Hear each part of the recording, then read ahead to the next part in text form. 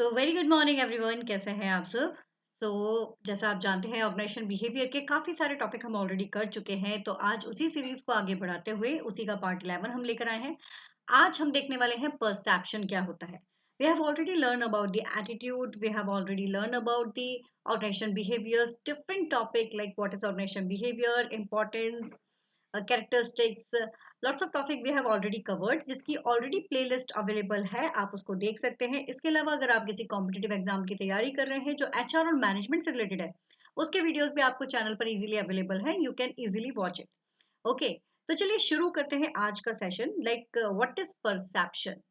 ठीक है, तो आज जो हम देखने वाले हैं वो देखने वाले हैं इसके कंसेप्ट, कि इसका कंसेप्ट क्या होगा, इसकी डेफिनेशन क्या होगी, नेचर, प्रोसेस एंड इंपॉर्टेंस। इसको ना बिल्कुल इस तरह से पढ़ना जैसे कि आपके आसपास की चीजों से आप परसेप्शन क्रिएट कर रहे हो, तो समझने में आसानी भी होगी और इजीली आप इस टॉपिक को कवर कर पाएंगे। तो चलिए शुरू करते हैं। तो यहाँ पर आपको कुछ इमेजेस दिखाई दे रही होंगी। अब इस इमेजेस का क्या मतलब है, लाइक फर्स्ट एकदम से जस्ट आपने जस्ट देखा और आपको क्या शो हुआ, है ना, वो आपको बस यहाँ पर बताना है। जैसे कि पहले आप टारगेट करो इस इमेज को। इस इमेज को देखकर आपको क्या शो हो रहा है, आपको 6 शो हो रहा है या 9 शो हो रहा है। अब आप टारगेट करो इस इमेज को। अब यहाँ जो रॉड्स रखी हुई है, ये रॉड्स आपको कितनी दिखाई दे रही हैं, 3 या 4। अब इमेजिन करो यहाँ ये जो फेसेस आपको दिखाई दे रहे हैं, ये सिर्फ फेसेस हैं या फिर कोई और एक अलग सी पिक्चर यहाँ पर क्रिएट हो रही है। हाँ, तो ये सारी चीजें जो है, लाइक किसको क्या दिखता है, वो डिपेंड करता है आपका परसेप्शन। क्लियर हुई बात। यानी कि आपको जो चीज आपके माइंड में जिस भी पिक्चर को लेकर जो थिंग क्रिएट होती है या जो थॉट्स आते हैं, दैट इज योर परसेप्शन। है ना, इसका मतलब ये नहीं है कि कोई दूसरा उसके बारे में कुछ और कह रहा है तो वो गलत होगा, वो उसका परसेप्शन है ना। और आप जो कह रहे हैं वो आपका परसेप्शन है। अब जैसे कि मान लीजिए ये जो मिस्टर हैं, इनको यहाँ पर 9 दिखाई दे रहा है, और बिल्कुल सही भी है। अगर यहाँ से खड़े होकर देखोगे तो 9 दिखाई देगा और यहाँ से खड़े होकर देखोगे तो 6 दिखाई देगा। तो दोनों ही अपनी जगह पर बिल्कुल ठीक है।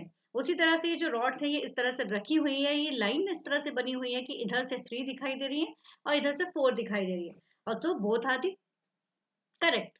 सेम विथ दिस इमेजेस, इस इमेजेस में भी आपको यही चीज शो हो रही है। यहाँ पर आपको एक वास भी दिखाई दे रहा है और दो फेसेस भी दिखाई दे रहे हैं। ठीक है, तो सभी में आपको इस तरह से चीजें दिखाई दे रही है। तो perception is all about your view point. आपका जो थॉट प्रोसेस है वो किस चीज को किस तरीके से आपको दिखा रहा है, that is totally the perception. Okay, so let us talk about the concept of perception. Perception is the process by which individual interpret and organize sensory information. Point to be noted: sensory information to understand their environment. ठीक है, perception is the process. Perception क्या है, एक process है। ध्यान दीजिएगा, जैसे मैंने कहा it is a thought process, यानी कि आपके सोचने की जो क्षमता है वो किस चीज में, वो प्रोसेस है कि आप क्या चीज सोच रहे हो और क्या आपने रिकॉग्नाइज किया, इंटरप्रिटेट किया पर्टिकुलर थिंग के बारे में। ठीक है, why which individual interpret and organise sensory information to understand their environment. It involve, इसमें क्या क्या पॉइंट्स हैं, selecting, organising, interpreting stimuli to make sense of the world around us. Okay, the perception shapes how we respond to the different situations. Perception जो है वो बताता है कि कैसे आप रिस्पॉन्ड करते हो अलग अलग सिचुएशंस में। And it is subjective, and each person perceives things differently based on their experience, cultures and cognitive frameworks. Perceptions create कैसे हो रहा है, perception create हो रहा है based on individual's experience, individual cultures and the cognitive frameworks. Okay, so it is a cognitive process. Cognitive जहां word आ गया तो ध्यान रखिए it is totally related to the mind. ठीक है, it is totally related to the mind. तो ये कॉग्निटिव प्रोसेस होती है जिसमें हमारे एक तरह से सिलेक्शन वाला जो स्टिमुलस होता है वो सिलेक्ट करता है, ऑर्गेनाइज करता है और इंटरप्रिटेट करता है किसी भी थिंग के बारे में। जैसे कि जब कोई बच्चा कोई मूवी देखता है ना, तो वो उसकी तरह एक्ट करने लगता है है ना? जैसे कि उसने देखा कोई मूवी जिसमें तलवारबाजी हो रही थी या फिर स्पाइडरमैन, तो वो भी कोशिश करता है कि उसके हाथ से वेव निकलना शुरू हो जाए। तो दिस इज द परसेप्शन जो क्रिएट हो रहा है मूवी कैरेक्टर से। तो जो हम देख रहे हैं, जो हम फील कर रहे हैं, उससे भी परसेप्शन क्रिएट होता है। यहाँ तक बात क्लियर है? परसेप्शन को आप ऐसे भी बता सकते हो, जैसे मैंने कहा ना, जो आपको दिख रहा है उस बेस पर you can create the perception. जैसे मेज पर ये ग्लास रखा हुआ है और इसके अंदर पानी भरा हुआ है, इट्स द वाटर। अब अलग अलग लोग इसको लेकर अलग अलग परसेप्शन दे सकते हैं। फर्स्ट टाइम जब आपने इस चीज को देखा तो आपका परसेप्शन क्या बना, ये मुझे कमेंट बॉक्स में लिखकर जरूर बताना। तो इसको लेकर भी अलग अलग परसेप्शन आ सकते हैं। कोई कह सकता है कि इट इज हाफ फिल्ड, कोई कह सकता है इट इज हाफ एम्प्टी, कोई कह सकता है it is full filled by the water with the air, water and the air. So it's totally depend on the individuals कि how they perceive the things, किस चीज को उन्होंने कैसे परसीव किया है और कैसे उन्होंने उसको इंटरप्रिटेट किया है, that's totally depend on the individual. Clear? Okay, now the one definition according to Uday Parikh. Uday Parikh ने कहा है कि perception can be defined as a process of receiving, selecting, organising, interpreting, checking and reacting on the sensory stimuli और data. कि perception जो है वो एक ऐसी प्रोसेस होती है जो रिसीव करती है, सिलेक्ट करती है, ऑर्गेनाइज करती है, और उसके बाद उसने रिसीव कर लिया। जैसे कि वो जो ग्लास बना हुआ था, उस ग्लास को आपने सबसे पहले, जो एक पिक्चर थी, इस पिक्चर को क्या किया, सबसे पहले आपने रिसीव किया, फिर आपने सिलेक्ट किया कि इसके बारे में आपको क्या सिलेक्ट करना है, फिर आपने ऑर्गेनाइज किया अपने थॉट्स को, और फिर इंटरप्रिटेट करके आपने रिएक्ट कर दिया। ठीक है, दैट इज। अब now the nature of perception. Perception के क्या क्या नेचर हो सकते हैं? पहला, subjective, because each individual perception is unique and shaped by their personal experience. तो ये सब्जेक्टिव होगा। आप ऐसे भी याद रख सकते हो, क्योंकि ये बेसिकली किसी पर्टिकुलर चीज के ऊपर आप अपना परसेप्शन क्रिएट कर रहे हो, है ना? आप किसी एक पर्टिकुलर इन्वायरमेंट, किसी एक पर्टिकुलर लाइक थिंग, किसी के भी ऊपर आप अपना इंडिविजुअल जो है वो अपना परसेप्शन क्रिएट कर रहे हैं, so it is subjective. Now the selective. Selective, people tend to focus on the certain aspect of environments while ignoring other based on their interest or needs. Selective मतलब यहाँ पर focus on certain aspect of environment, like other चीजों को छोड़कर जो हमें चाहिए हम सिर्फ उसी को choose करते हैं और उसके बेस पर अपना perception देते हैं. Then interpretative, perception में interpreting sensory informations होती है, often influenced by context, prior knowledge and the expectations. ये जो परसेप्शन है ये क्रिएट होता है कंटेस्ट के बेसिस पर, प्रायर नॉलेज के बेसिस पर और एक्सपेक्टेशंस के बेसिस पर। नाउ द डायनामिक, ये डायनामिक होता है, दैट मीन्स ये चेंज हो सकता है ओवर टाइम। ठीक है, बिकॉज नई इंफॉर्मेशन मिलेगी, नया एक्सपीरियंस मिलेगा, तो नया परसेप्शन क्रिएट हो जाएगा। Then influence by the cognitive factors. Again the word cognitive जल्दी से कमेंट बॉक्स में बता दीजिएगा मुझे कि ये जो कॉग्निटिव है इसका मतलब क्या होता है। सो इन्फ्लुएंस बाय कॉग्निटिव फैक्टर्स यानी कि हमारे थॉट्स, हमारा बिलीफ, हमारे वैल्यूज इफेक्ट डालते हैं, और इसी के बेसिस पर लाइक जो भी पीपल, इवेंट और ऑब्जेक्ट होता है उसको लेकर हमारे जो वैल्यूज, बिलीफ्स, थॉट्स हैं उनके ऊपर क्या इम्पैक्ट पड़ रहा है, वो चीज यहाँ पर पता चलती है। तो ये जो हमारे कॉग्निटिव फैक्टर्स से भी ये इन्फ्लुएंस होता है।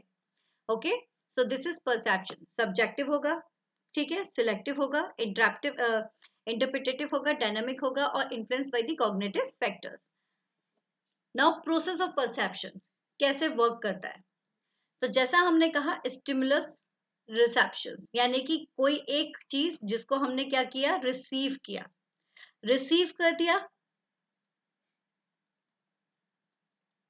फिर जो पॉइंट हमारे लिए इंपॉर्टेंट है उस पॉइंट को हमने सिलेक्ट कर लिया, सिलेक्ट करने के बाद अपने थॉट्स को हमने ऑर्गेनाइज किया कि हमें क्या चीज बतानी है, क्या नहीं बतानी है, फिर जो हमने थॉट्स तैयार किए हुए हैं उसको हमने इंटरप्रिटेट किया। आफ्टर ऑर्गेनाइजिंग द स्टिमुलाई, जो भी हमारे फैक्टर्स हैं उनको हमने क्या किया, इंटरप्रिटेट किया, है ना, और इंटरप्रिटेट किया on the basis of experience, knowledge and the expectations, and then response.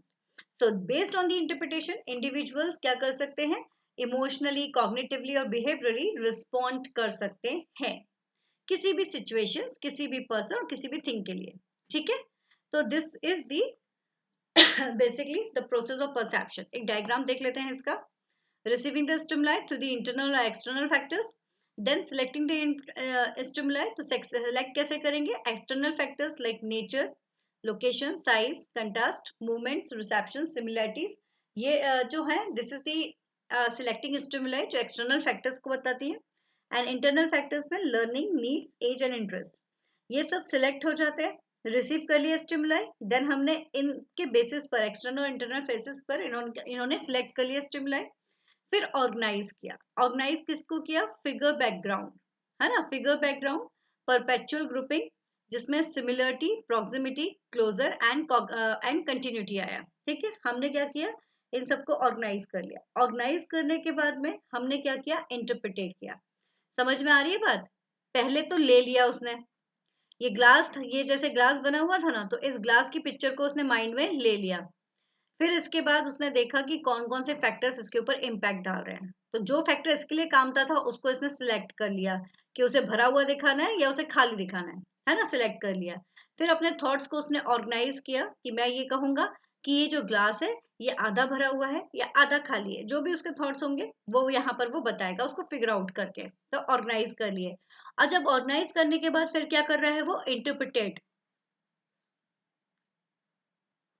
Clearly बता रहा है कि उसने क्या चीज जो है वो उसको मिल रही है इससे, परसेप्शन से, है ना, उसने क्या थॉट अपने बनाए परसेप्शन के लिए। एंड देन उसके बाद उसने क्या किया? रिस्पॉन्स किया। तो रिस्पॉन्स यानी कि convert, attitude, motivations and feeling. ठीक है ना, कोवर्ट एंड ओवर्ट दो तरह के आपके रिस्पॉन्स हो सकते हैं। कोवर्ट का एटीट्यूड, मोटिवेशन, फीलिंग, और ओवर्ट आपके बिहेवियर से शो होता है, यानी कि एक्सटर्नल, और कोवर्ट इंटरनल। ठीक है, so this is the simple process of perception. Clear है सबको? कोई डाउट तो नहीं है? Now the importance of perception, very important, बहुत जरूरी है परसेप्शन भाई। इसी के बेसिस पर तो हमें पता चलता है कि हमें डिसीजन कैसा लेना है, क्या लेना है, आप कैसा रिलेशनशिप क्रिएट हो रहा है, कहीं कॉन्फ्लिक्ट तो नहीं हो रहा है, सब कुछ आप इसके थ्रू बता सकते हैं। जैसे कि इंपॉर्टेंस ऑफ परसेप्शन की अगर मैं बात करूं तो इन्फ्लुएंस द डिसीजन मेकिंग, ये डिसीजन मेकिंग को इन्फ्लुएंस करता है। गाइड द बिहेवियर, बिहेवियर को गाइड करेगा, है ना, हमारे परसेप्शन जो रहेगा, जो परसेप्शन होगा वो सही सिचुएशन में सही आप निर्णय कैसे लेंगे उसके लिए हमें गाइड करता है।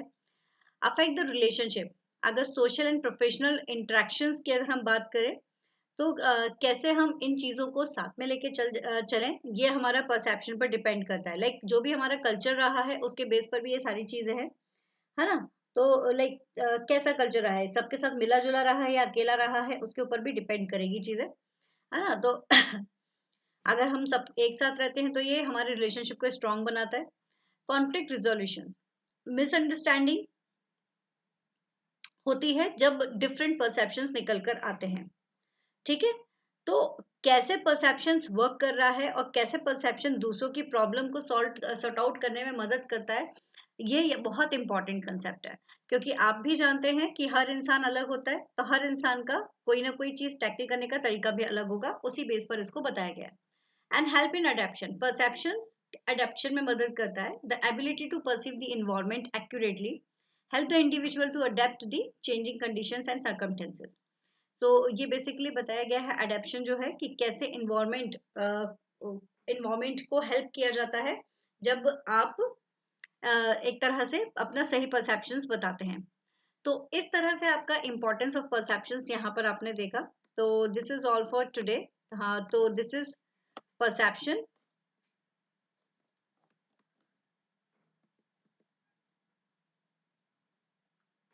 definition, nature of perception, process of perception and the importance of perception. So आज के लिए इतना ही। कुछ भी पॉइंट समझ में नहीं आया, यू कैन एक्सप्लेन। ठीक है, you can easily ask to me, I will explain. Okay, thank you so much, keep study hard with smart, take care.